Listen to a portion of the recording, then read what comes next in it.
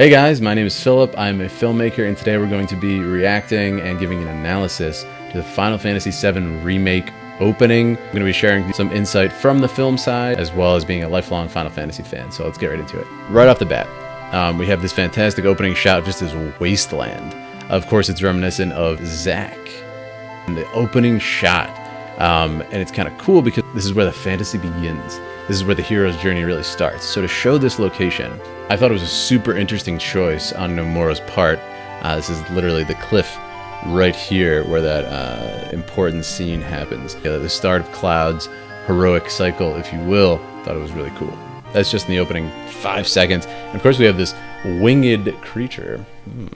And it's sort of cool because right away they're just building this, I guess it's really the lore of the world. And you're just seeing it's absolute wasteland outside of Midgar. As we go into the city, away from nature, so we have this fog, in this mechanical, unnatural look with these scaffolding. Which, if you didn't hear right there, this is actually the lyrics from One Winged Angel, one of the last songs that plays in the game. So this is where they've sort of elevated the cinematic language of Final Fantasy VII. They're including this sort of full circle effect. You will note, we'll get to it later in this trailer, the first 3 notes that you heard in the original game are the last 3 notes you hear in the game. Very unnerving instantly, and I love that. The birds just flying in and going through the pipes and the steel structures. Again, it's anti-nature. You can notice there's no more greenery. And it's this amazing cinematic shot of Midgar, and this is of course the upper plate, so it's more affluent. This sort of opulence that goes with it. If the music choice was different, this might be a happy scene or a different mood, but that One-Winged Angel, it's important to note the lyric right there in Latin actually means ardent rage. It's like, whoa, ardent wrath, ardent rage. And what a powerful tone to set here. So rage and wrath. We've never seen this in the original game. This doesn't exist. And I've been saying this forever. Like, nobody's seen Final Fantasy VII. I keep saying this, and everybody's like, what are you talking about? It's my favorite game. I've seen it a million times. Like, no, I don't care if it's a favorite game. You've never seen it. I've never seen it. You've never seen it. Nobody's ever seen it. It's Lego, people. When you play with Legos as a kid, your imagination takes over. So that's what has happened with this game. Our imaginations have taken over. We've gotten to the point where we've imagined and sort of like crafted and built these scenes in our heads and these characters and how they look almost like reading a book.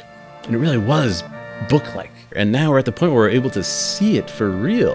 This is why invariably they're going to like sort of position themselves where they have to make hard choices, where they won't please everybody, but they have to make just the most sophisticated, educated guesses, if you will, as far as cinematic language goes, to get the closest they can, or the best that they can. Very ominous, unsettling theme playing.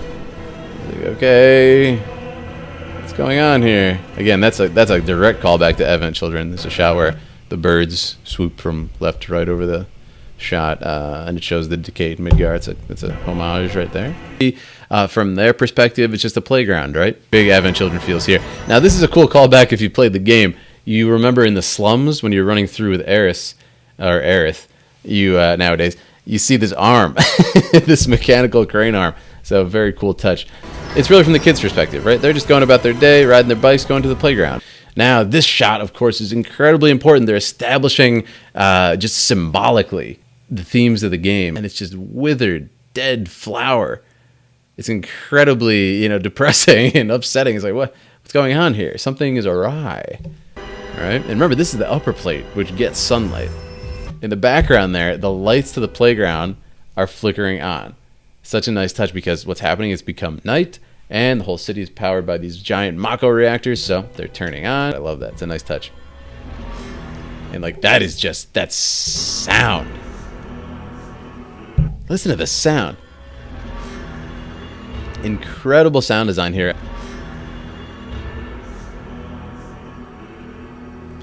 It's just so...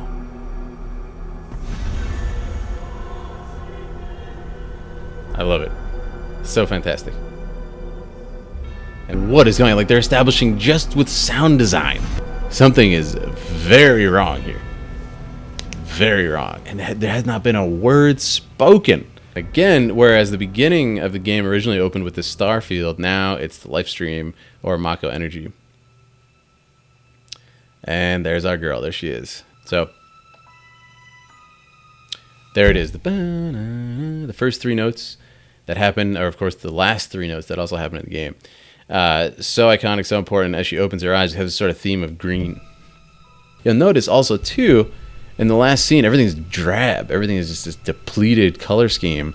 And then you have the life stream, which is green and beautiful. And you have her eyes, which is green. It's vibrant. It's very natural color. You think of grass. You think of trees and leaves and life. Again, her flowers are alive, unlike the withered and dead one we just saw. And man, the foreshadowing here. It's such a... Oh, like, look at this. The little touches, man. She looks down the hallway. This is like a lesson in horror cinematography here. She looks down the hallway and it focuses. Rack focuses down the alleyway to this this little point right here, which is the focal point where your eye is drawn because it's the brightest. And then this light up here flickers in and out. Again, harkening back to the lights that were there. It's almost like the unease of the whole trailer is from her. And it lingers there for quite a long time. It's a few seconds. It's like, something's very wrong here. And again, I love this. People don't even notice her. This guy just smashes right into her. A beautiful young lady on Valentine's Day. What are you doing? It's almost like she is nature, which I love. And like everybody's just ignoring her. This guy bumps into her. This guy steps on her flower. It's just this absolute disregard for nature, the natural order of things, and the trampling of it, in fact. Literally. Like we've established without speaking, without any words, that the citizens of this place are kind of jerks, too. And she's just in her own world, you know? No one even notices her. And again, it's just so good. Loveless. Oh, God. Oh, the fake out with the music, too. They've extended it to account for the size and scope. Ugh.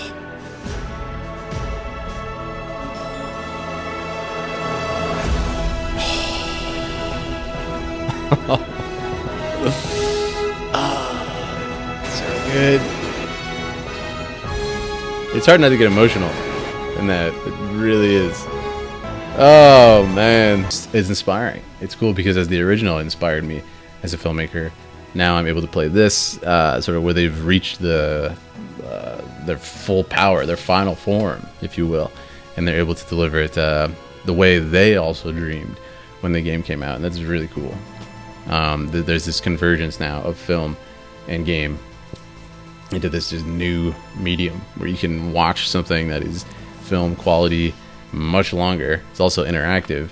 You can control it. You can make choices in it. And then you get a movie once in a while to watch. That's, 5-10 minutes. It's just so cool. That was one little pie slice of this massive place. And you hear right here, one of the coolest additions. Oh my god, and Meteor comes in. Did you hear it? Do you hear that? They actually put in the synthesizer from the original game. That such an amazing touch. And again, if that doesn't just like bring you back to 23 years ago, being a kid, or however old you were, like I don't know what could possibly do it. Such a nice touch. And again, this just shows the level of care they're putting into this. To put that in there is beautiful. It's such a callback to the fan. And of course, this victorious fanfare, this epic, heroic fanfare. Again, this is a testament to this scene. Aside from the Aerith editions before it, is unchanged. I believe this shot's new too of Cloud. This is a testament to the filmmaking from 1997 on this rudimentary hardware. It's unchanged, and it works so gloriously to show the scope of the world, instantaneously establish the magnificence of this place. It's incredible. It gets me every time. It's an unbroken shot. This, of course, becomes, it goes from pre-rendered right here, and then boom, we're into the game engine, which is cool because it's just going to improve as the PS5 comes out. But look at the light design; it's so nice. And this is an unbroken shot for the rest of the trailer, for the rest of the opening, which is really cool. It would be called a oneer in cinematic language. I love that. Oh, it's such a good idea. So a couple details here. Like if you were to really film this shot, this is my sort of like filmmaking mind taking over here. If you were to do this shot for real, it'd be a very difficult shot to do as far as a camera operator, because you have to follow this guy and then like establish the tension that this guy, you expect something to come from the front of him, and then Biggs just boom comes right up behind him, and look at this. She comes over and kicks him, and you pull focus right on the kick. It's so well done. It's so well done. Again, to film this in real life would be quite difficult. And now that's circling back around. We've established the heroes. The way they designed this from a film standpoint is so cool. Because it's like, wow, these guys are pretty competent, man. They just took out 2 guards who are like heavily armed and armored. And they look like, it's cool because their costumes already insinuate kind of like a ragtag group. And they have like these bandanas, which kind of are reminiscent of like rebellion type look from history, historically speaking. And then we have the clothes, which are like a mixture of armor. They're not clearly as well outfitted as the Shinra soldiers, right? So it's kind of, okay, these guys took them out. Wow, they're pretty legit. And you think maybe these are the heroes. That's what I love about this. And then, boom, the Barret intro. And there's so much to say about this. One of the main ones being the music. And it's sort of, from a film standpoint, from a cinematic standpoint, they're elevating the original in such a way because they're taking the music, which originally was just, on a loop once you get to this short little intro as the train pulls in. There was not a lot of language as far as the camera movement went, or sort of the shot changing besides, of course, the battle transition and then the pre-rendered backgrounds. But now what they can do is they're sort of like injecting like a language of cinema into the music, which already exists. They're using the tones and the tone color that Uematsu Nobu put into the songs back then. Let me give you an example. As Barrett's revealed, we get this bum bum ba ba ba ba. It's so cool. Check this out. They come over here. It's almost like they're using that, to establish like, okay, this is a powerful player in the game here. This is a powerful man. Not to mention he's the size of like, Triceratops, but so that's great. So cool. I love it because, again, they're playing so much of the music, which was, again, elevated from the Super Nintendo, but still pretty rudimentary as far as it goes, as far as like cinema is concerned. With the power of the orchestra, they can do things like this. After the bum, you have this sort of like mysterious string come in. It's such a nice touch. Check this out. Right there. It's just like, ooh, okay. And they're using the old song to do that. It's such a nice touch. It's such a nice touch. So it's almost like the reverse engineering it. Get down here, Merc. They've adjusted the lighting, so like look at the glow in his eyes, man. You really get that Mako glow. It's like, who is this guy? He almost looks inhuman. This is the eye color, which is not real. It can't be real. And it's so cool, man. And like the theme opening bowing mission here, it's this sort of, it's both mysterious, it's also sneaking around, but then it has this march theme to it, which I always love this song so much. It has this urgency. Urgency. Then we have the hero. But then once Cloud comes down, it establishes this march. Get down here, Merc. Powerful military march theme. You hear the percussion change over to that. It's incredible. And what a hero shot. Again, we got to talk about it. He's not revealed his face yet. We come up, he's not looking at it. He's too cool to look. And then, boom, we get those eyes. And it's cool because there's sort of there's a story reveal. He's not just trying to be cool. I mean, he is trying to be cool if you know the story. But there's a story reason for, lingering, and then him looking. It's like, I want to see this guy's eyes. Show us. Whoa, okay, he's not normal. He's got weird eyes. But it's so well done. It's so fantastic. So, I mean, man, the fact that we got to wait, I think it's like 50-something days now is tragic. It's such a beautiful shot. Like, you can't do this shot ever in real, well, I mean, without computer graphics in a movie. It's such a good shot. The fidelity is absurd. And again, there's Loveless. Infinite in mystery is the gift of the goddess, and we pan out and we see like whole neighborhoods and whole sections of city and skyscrapers. And then if you pay attention here, the level of fidelity they added is it's insane. It's absurd. Like if you look on the outskirts of town, this will be like where G-Bike happens in the last moments of the game. You have this scaffolding that we saw in the opening. Like they're constantly expanding, like any city is. It reminds me of New York City.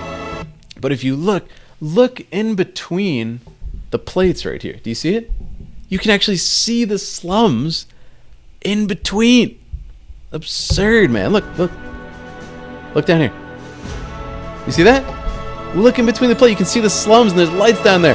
The level of scale they've established is just, it's impossible to even imagine the amount of work that went into this. It's insane. Like, there is a model of Midgar that exists with every building. This is amping me up, man. This is a hero's theme. What is going to happen right now? So then we have to transition to this thing. Oh, a train? And then it's like, oh, we're going to see that train. It's the reverse, of course. And then I always love that ba-da-da-ba-ba. That key change is such a mysterious change from the heroic. Ooh, okay. And then we go in and we zoom in to our heroes. Okay, he's doing something. On the back of a train, he's got a big old sword. Somebody's about to get smacked around with a sword. They're just flexing at this point. Kiss lighting, as we call it, like on her hair right here from the back as a car goes by. We call that use of a shallow depth of field. And it gives automatically like a cinematic tone to stuff, like just like this camera right here on me. You can see that she's in focus and the background's not. And it's cool because in the old days, they would have been sort of flexing. Look at this environment we took very long to design. But they're so high level now, they're just like, yeah, that's going to be out of focus. We don't even care. We just want to flex our cinematic language instead.